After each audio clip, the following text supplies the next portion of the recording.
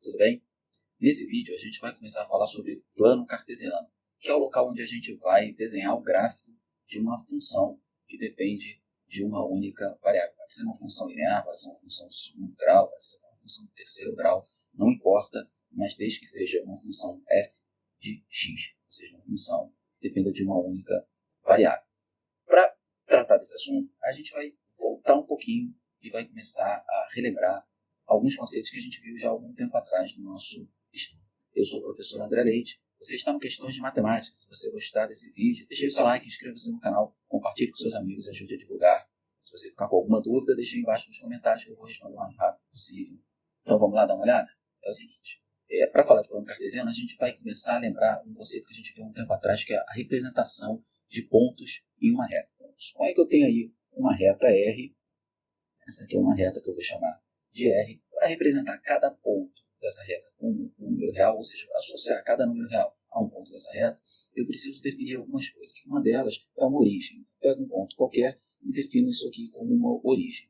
E outra coisa que eu preciso definir é um sentido, normalmente para a direita. A gente define aqui, ó, com essa setinha no lado direito aqui. Então, o que eu quero dizer com isso? Que se eu me movimentar nessa reta para a direita, eu estou aumentando os números. Se eu me movimentar para a esquerda, eu estou diminuindo os números.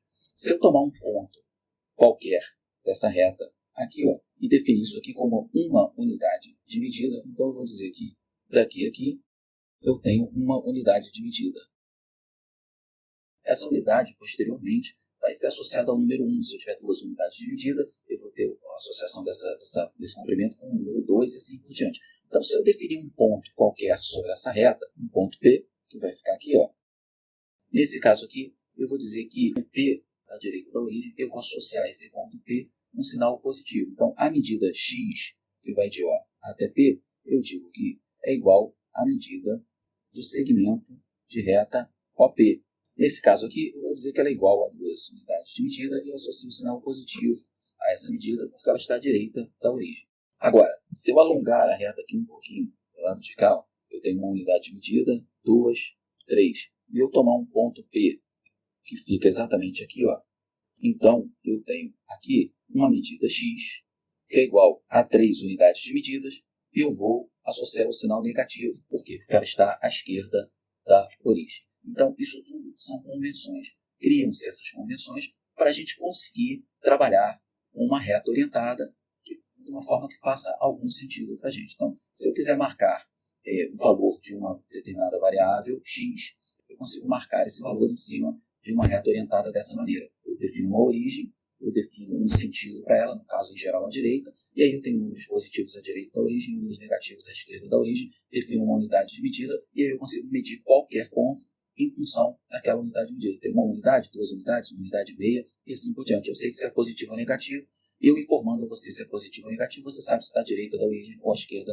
da origem. Então, isso é uma convenção criada para que a gente possa trabalhar com números em cima de uma reta. Agora, o que acontece se eu tiver mais do que uma dimensão? Em vez de eu trabalhar com números, eu quero trabalhar com uma função f de x, uma fórmula. Então, o y igual a uma fórmula em função do x. Eu tenho um valor de x, você acha um valor de y. Aí eu tenho duas variáveis, então eu não consigo representar isso em cima de uma reta. Eu preciso de um plano.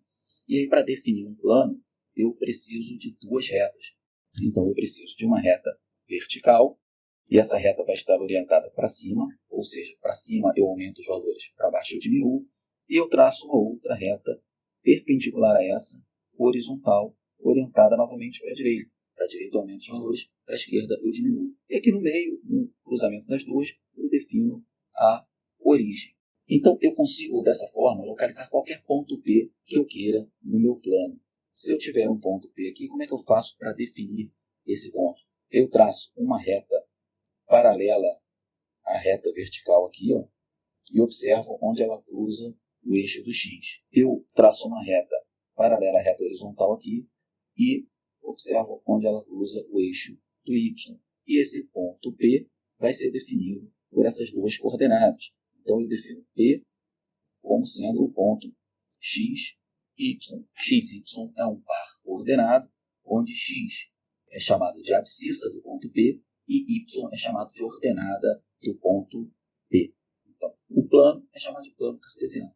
O eixo horizontal é chamado eixo das abscissas. O eixo vertical é chamado eixo das ordenadas. E dado um ponto P qualquer, em qualquer lugar desse plano, eu defino dessa forma, com retas paralelas ao eixo horizontal e ao eixo vertical, eu defino as coordenadas, que são os números x e y, que definem esse ponto P. Um outro conceito importante quando a gente está estudando representação de pontos na reta ou no plano cartesiano é o conceito de quadrante. E funciona dessa maneira. Se eu tenho um plano com as duas retas ordenadas aqui, eu tenho o eixo das abscissas, o eixo das ordenadas, e aí eu digo que isso aqui é o primeiro quadrante. Aqui à esquerda, o segundo quadrante. Aqui embaixo, o terceiro quadrante. E, finalmente, o quarto quadrante. Ok? Então, essas são convenções para a gente definir a localização de pontos no plano cartesiano. Esses são conceitos um pouquinho abstratos. Quando a gente está trabalhando e resolvendo um problema, você imagina o seguinte: o que é um plano cartesiano? O plano cartesiano é a sua folha de papel, ou a sua folha de caderno, ou a sua folha 4, a folha do bloco que você está escrevendo, ou até a tela do tablet que você está trabalhando.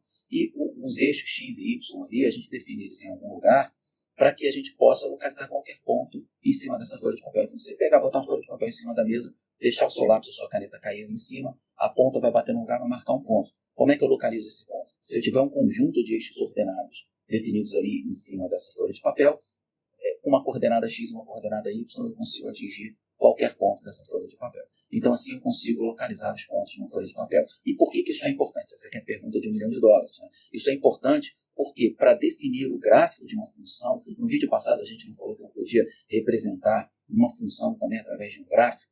Era a mesma coisa ou através de uma fórmula, de uma equação matemática, ou através de um gráfico.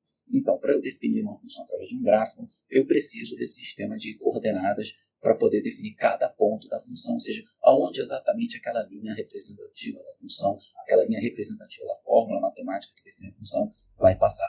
Eu preciso de algum tipo de sistema de coordenadas. O mais básico, o mais simples, é um sistema de duas coordenadas que define um plano cartesiano. Tá legal? A gente vai usar isso no próximo vídeo para a gente estudar como definir o gráfico de uma função. O vídeo ficou bem legal, não perde não, que é a continuação do nosso estudo aí de funções, e é super importante para os vestibulares, porque cai questão aberta de leitura de gráfico e de funções nas provas em geral. Beleza? Então, eu te espero lá. Não se esqueça de deixar o seu like, inscreva-se no canal, compartilhe com seus amigos. Eu te espero na sequência de vídeos de questões de matemática. Um abraço.